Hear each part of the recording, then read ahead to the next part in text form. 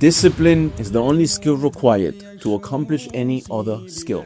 My name is Muhammad Al-Andalusi. I am the founder of AndalusInstitute.com, and people know me for different things. Some know me because I went from not knowing Arabic at all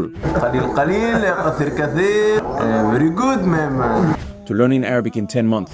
المسلم العاقل المؤمن هو الذي يتبع ويتمسك بكتاب الله عز وجل والسنة النبوية. Then I completed 4 years of Islamic high school in Egypt, entirely in Arabic in just 2 years, attending all the exams and passing them. Some know me because in less than 2 years I memorized more than half of the Quran. Some know me because I went from overweight and being undisciplined to shredded with abs.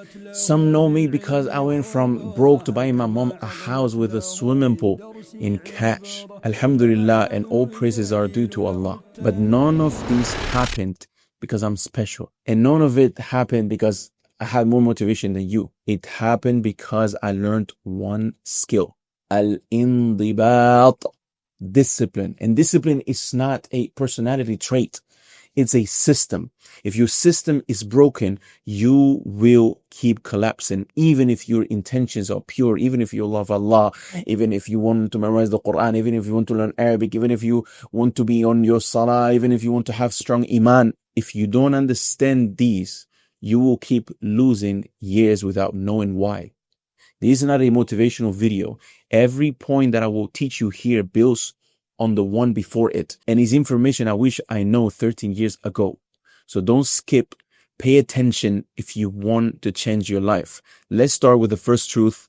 Motivation always dies. Once you understand why discipline actually works the way it does, everything you have been blaming yourself for will finally start to actually make sense. Part 1 of this video is why motivation always dies. Let's start with motivation. Now, motivation is emotional energy. It comes from inspiration, from guilt, from fear, from being excited, from pain. Biologically speaking, motivation is driven by dopamine.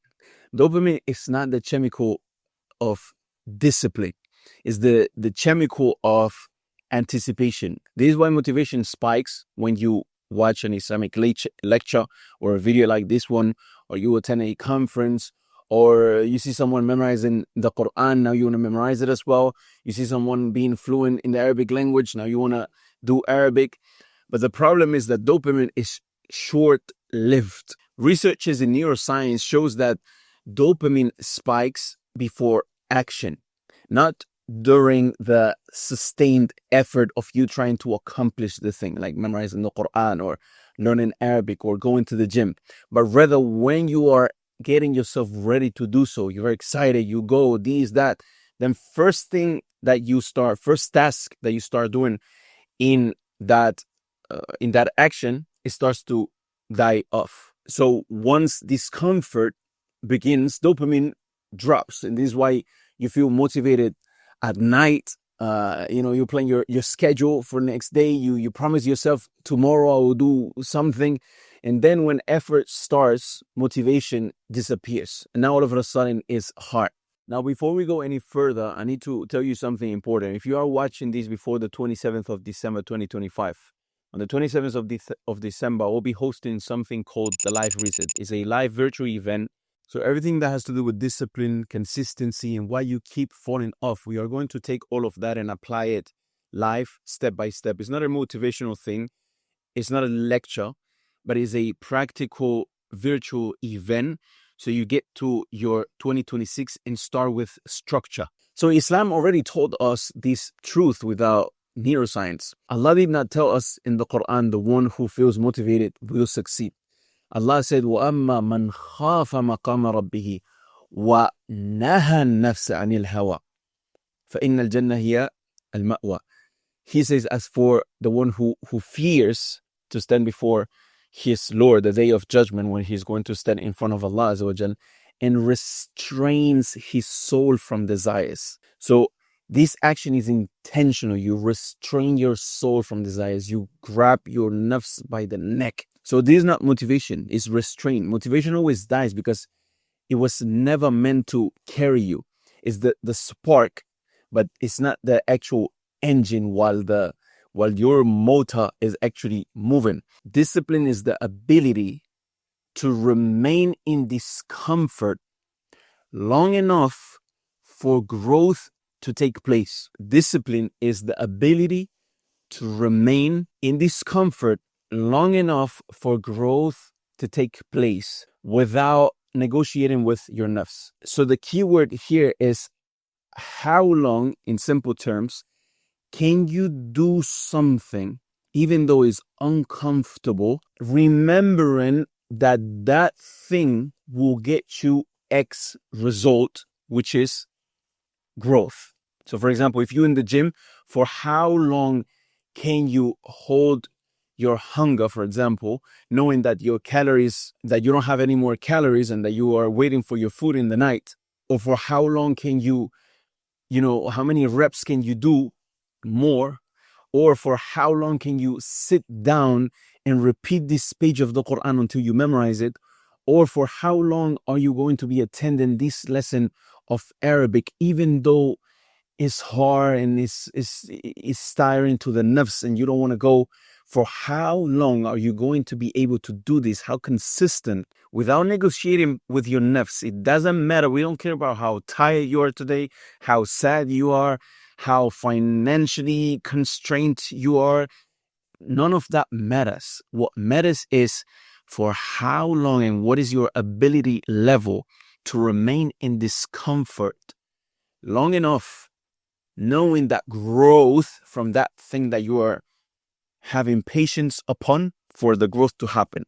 That's what discipline is. So now let's go into part number 2 of this video and why discipline is not a personality trait. Now, one of the biggest lies of modern self-help, self-development culture is the idea that some people are disciplined and others are not disciplined. And this is false biologically and psychologically, because discipline is not a personality trait, is a trained response to discomfort. And studies in behavioral psychology show that people labeled as disciplined, they just simply experience less friction. They have fewer temptations, if you want to put it like that, or they operate in structured environments. So in other words, they are in an environment that does all the heavy lifting for them. But if you put a so-called disciplined person in a chaotic environment with constant notifications, no routine, no accountability, no spiritual grounding, and they try to be that disciplined person, you will see that they will collapse like everyone else. And this is exactly why the Prophet Muhammad ﷺ, he raised and gave tarbiyah to the Sahaba, not in chaos, but rather in a place of structure, with fixed prayers 5 times a day, every day, fixed routines around worship, family, community, and clear obligations with clear boundaries, clear accountability.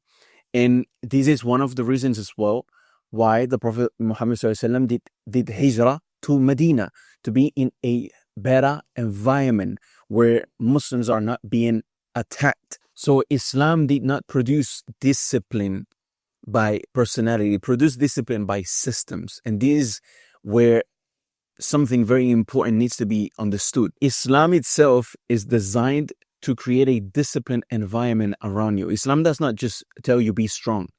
Islam doesn't just tell you have high iman.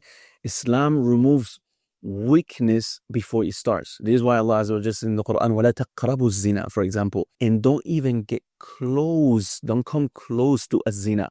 He doesn't say don't talk to gyal. He doesn't say don't go to this environment where there's the opposite gender or, free mix and so on.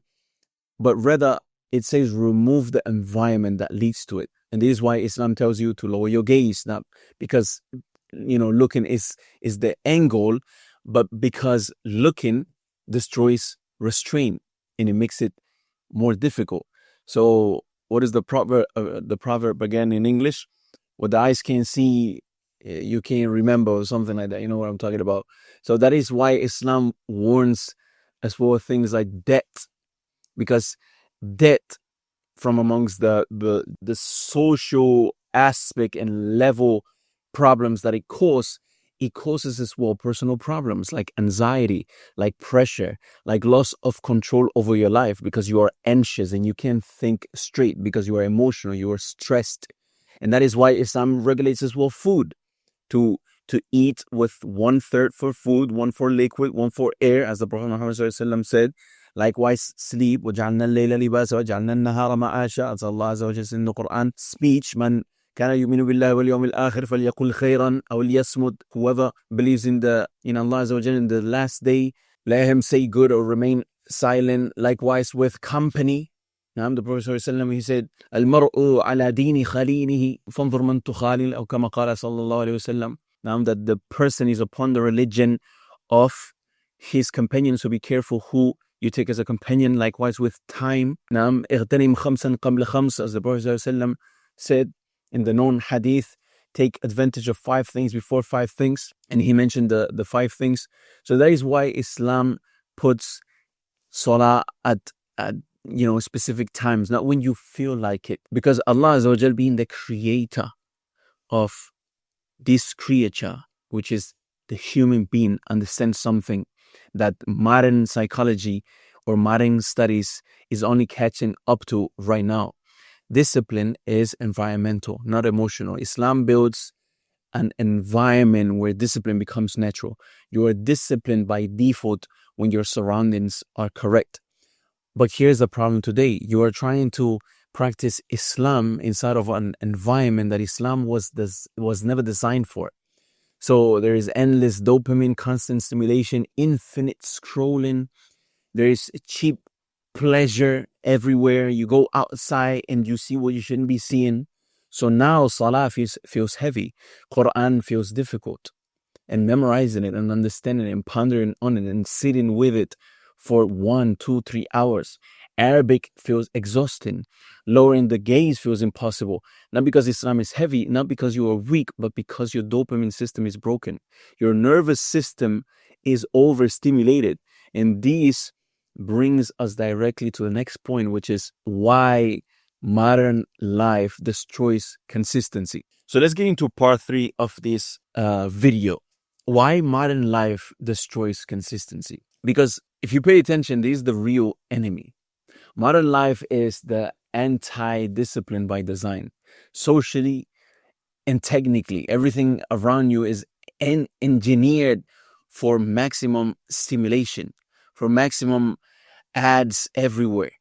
Just a few years back, 100 years back, when I talked to my parents, there was no ads of underwear by Calvin Klein and all of these underwear ads with women naked. They weren't using naked women to promote cars or things that don't have nothing to do with a woman being naked on the ad. Everything is made for you to put minimum effort into doing the thing. There is constant novelty for everything. Your phone is a dopamine weapon that is literally in your hands. Sometimes even the first thing that you grab as soon as you wake up in the morning.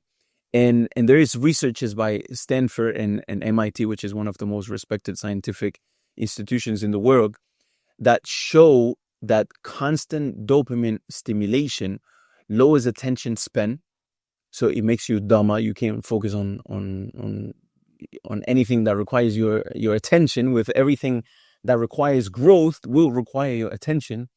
So you are always stuck on the average level of yourself. You can never go to the next version of yourself. Likewise, dopamine, it increases avoidance of effort. You don't want to do anything that you need to put effort into it. And this is why reading the Quran feels heavy. And this is why learning the Arabic language, actually completing that book that you started or that you're thinking of starting, or actually making the action of signing up for Andalus Institute, for example, this is why it feels heavy. It feels hard. And if you are in the process itself, it feels overwhelming.